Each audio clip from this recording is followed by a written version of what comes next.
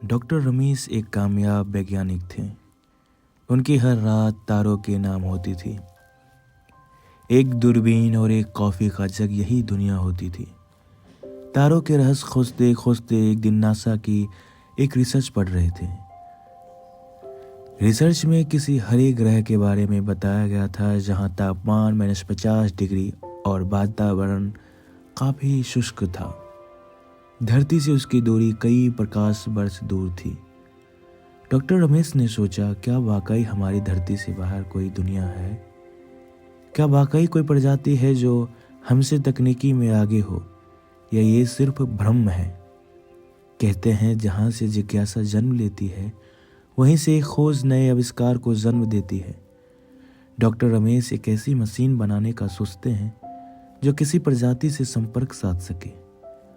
वो अपने काम में लग जाते हैं, किसी दीवाने की तरह जो शायद किसी मंजिल से मिलन करने के बेकरार हो। मशीन बनने में 2 महीने लग जाते हैं।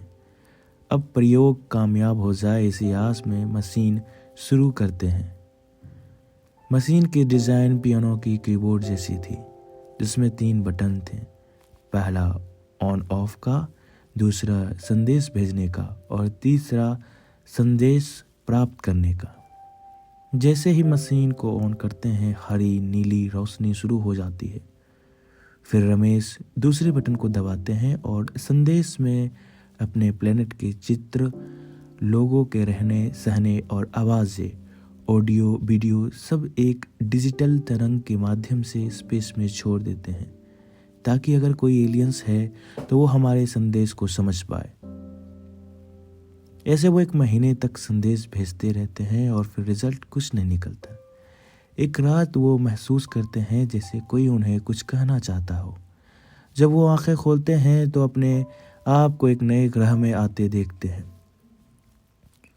वो ये देखकर चौंक जाते हैं, ये तो वही हरा ग्रह है। वहाँ के लोग दिखने में काफ़ी भयानक थे। चौकोर आंखें, लंबे पतले नाखून और हरी मोटी खाल। वो जैसे ही रमेश की तरफ आगे बढ़ते हैं, वो डर के मारे किसी तरह जान बचाकर भागते हैं। उस ग्रह की दुनिया हरे भरे मीथेन गैस से बने घरों से बनी थी। डॉक्टर साहब के पास किसी तरह मास्क निकल आया और वो स्पेसशिप खोजते हैं। उस प्लेनेट में एक प्रयोगशाला नजर आती है, जहां वो गार्ड से बचते हुए पिछली खिड़की से दाखिल हो जाते हैं। वहाँ वो एक स्क्रीन पर वही संदेश देखते हैं जो उन्होंने स्पेस में भेजा था। तभी वो एलियंस वहीं आ जाते हैं और एक मास्क पहनकर अपनी भाषा में अनुवाद करते हुए बोलते हैं, हमें आपका संदेश मिला, इसलिए हम आपको यहाँ लाए हैं। कैसी लगी हमारी दुनिया? डॉक्टर रमेश डर के मारे कुछ नहीं कह पाते, इसलिए वो फिर भागने का प्रयास करते हैं। एलियन जैसे ही उनकी तरफ आगे बढ़ता है, वो चिल्ला पड़ते हैं, बचाओ बचाओ, मुझे छोड़ दो। तभी एक आवाज़ गूंजती है, मालिक उठ जाओ, ऑफिस जाने का टाइम हो गया है।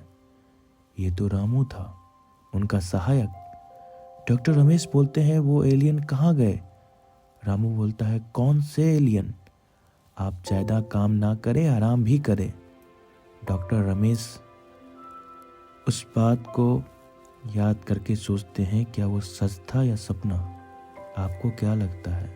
विचार कीजिए।